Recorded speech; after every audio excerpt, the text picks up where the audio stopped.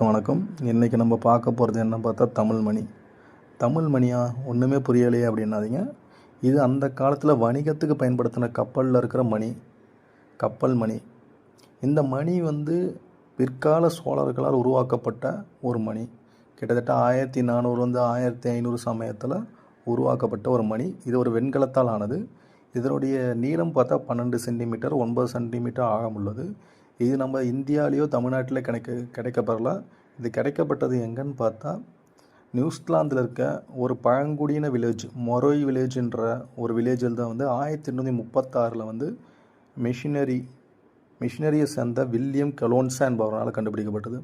அவர் மிஷினரினாவே உங்களுக்கே தெரியும். அவர் நாடாக அவங்க போயிட்டு அங்கே இருக்கிற அவங்களுக்கு இது மதம் பரப்புவாங்க, கல்வி கொடுக்கணும்னு நினைப்பாங்க. அது மாதிரி ஒரு வில்லேஜுக்கு போகும்போது தான் அங்கே இருக்கிற ஒரு பெண்மணி இந்த மணியை வச்சு உருளைக்கிழங்க சமைச்சிருந்துருக்காங்க.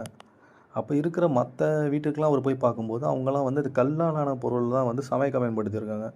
அப்போ இவங்க மட்டும் எப்படி ஒரு ப்ரோன்ஸாலான இதுவை இவங்களுக்கு மட்டும் எப்படி கிடச்சிது, ஒரு வெண்கலத்தாலான பாத்திரம் இவங்களுக்கு மட்டும் எப்படி கிடச்சிதுன்னு சொல்லிட்டு அதை வாங்கி பார்க்கும்போது தான் அவங்களுக்கு தெரியுது இது பாத்திரம் கிடையாது, இது ஒரு மணி அப்படின்னு.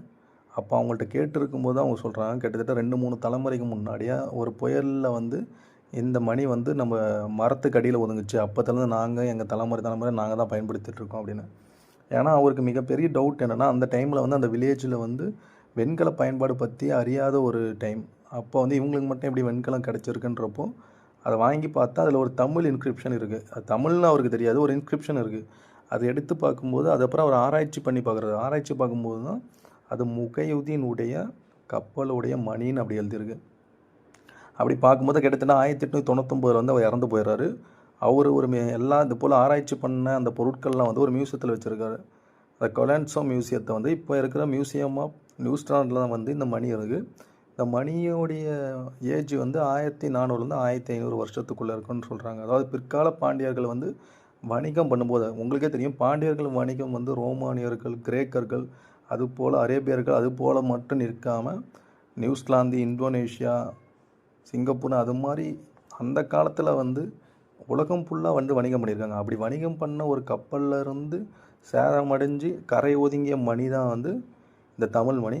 இப்போயே நீங்கள் நியூசிலாந்தில் இருக்க மியூசியம் ஆஃப் நியூசிலாந்து போனால் இந்த மணியை உங்களால் பார்க்க முடியும். நன்றி.